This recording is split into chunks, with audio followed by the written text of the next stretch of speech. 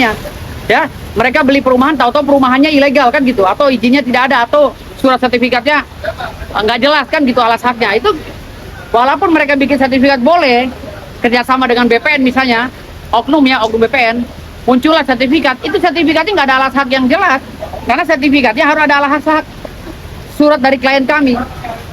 Makanya saran saya kepada perumahan-perumahan yang ada di sekitar Kalisuren, Parung, ya perumahan di Celebut, segera bicara kepada kami bikinkan suratnya, biar benar-benar mereka bisa berjualan gitu loh, bisa berdagang. Bang, itu terkait dengan gunung apa emang daerah namanya gunung, Bang? Bukan. Ini sebenarnya bukan gunung, itu penyebutan saya aja, bukit sebenarnya. Itu lebih ke Bukit Parung. Dan itu ada kan di video saya kan, itu memang bukit dan surat-suratnya sampai ke situ. Alas haknya verbonding sampai ke situ. Terkait dengan uranium yang bisa. Kalau yang uranium itu beda. Itu di kampung saya di Bima dan Dompu. Kalau di Bima dan Dompu, pernyataan itu saya mengutip dari pernyataan para ahli geologi yang telah statement bahwa di kampung saya Bima banyak gunung-gunung dan daratan itu mengandung uranium, emas, tembaga, mangan dan lain-lainnya. Jadi berdasarkan ahli geologi yang berbicara, lihat di YouTube. Sekarang dikelola oleh PT Sumbawa Timur Mining, ya, di wilayah Onto di Kecamatan Huu Dompu itu ada 2 juta metrik ton. Itu pun sudah diumumkan oleh Pak Jokowi. Dan semua tanah-tanah di Pulau Sumbawa itu sebagian besar itu tanah berdasarkan verbonding atas nama Sultan Bima, ke wilayah Kesultanan Bima yang dipimpin oleh kakek buyut saya sebagai Sultan Bima dulunya, Bima Dompu. Ya, ya Sultan Bima, Sultan semuanya banyak kan, Sultan sejarah gitu. Makanya Sultan Bima itu julukin namanya Bumi Masa atau Bumi Monca. Bumi Masa atau Bumi Monca, Bumi Mas, yang memegang kunci daripada. Kalau dari satu kecamatan, kalau nilai tanahnya aja hampir 590 triliun satu kecamatan. Kalau emas ya, tapi kalau uranium dikali 1000. Kalau itu benar itu ada uranium, berarti dikali 1000, karena harga emas dengan uranium itu kan diakumulatif 1000 kali lipat daripada harga emas. Jadi 500.000 triliun dikali 1000.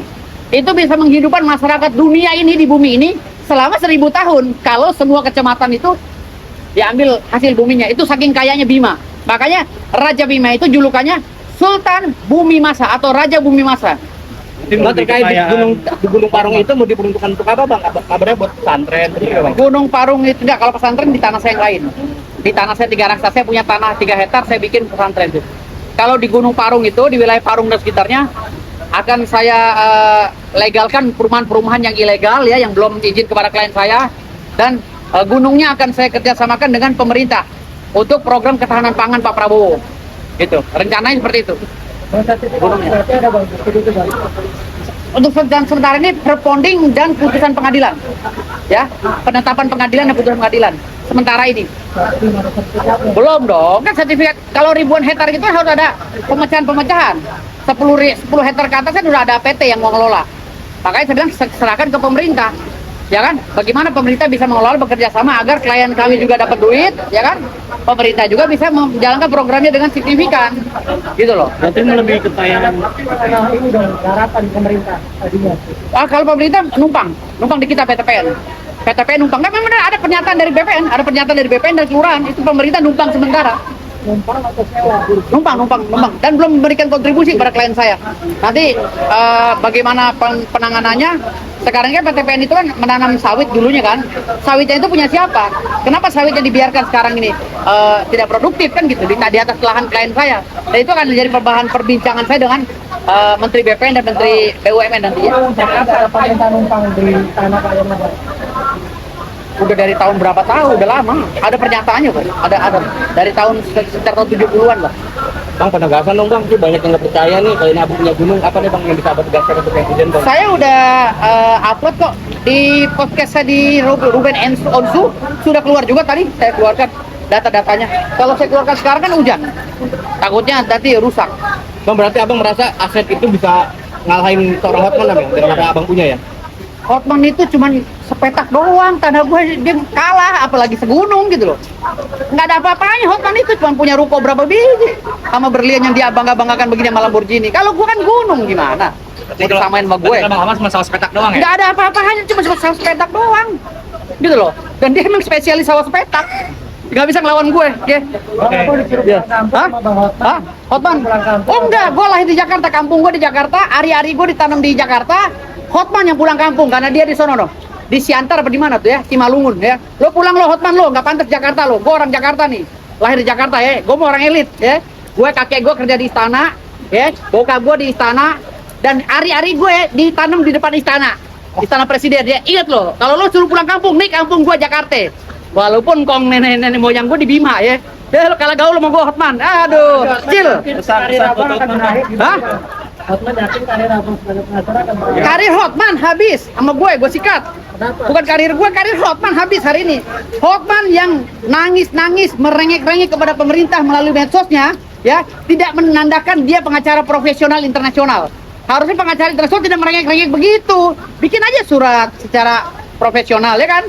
Kenapa dia harus teriak-teriak begitu? Berarti kan dia menganggap gue lawan yang berat.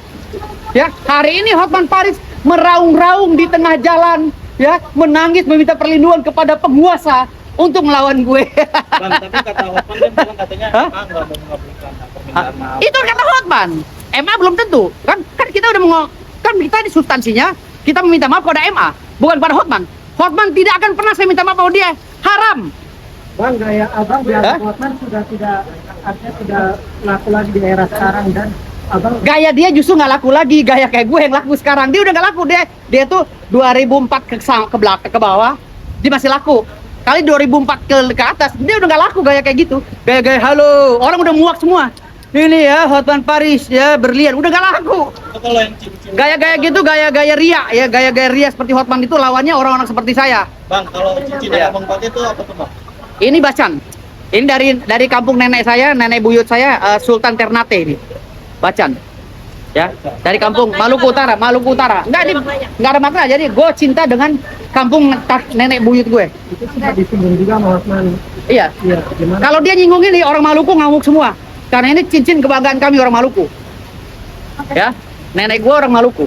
Pesan buat Hotman. Pesan buat Hotman, kurangin piknik, baca buku biar lo pinter.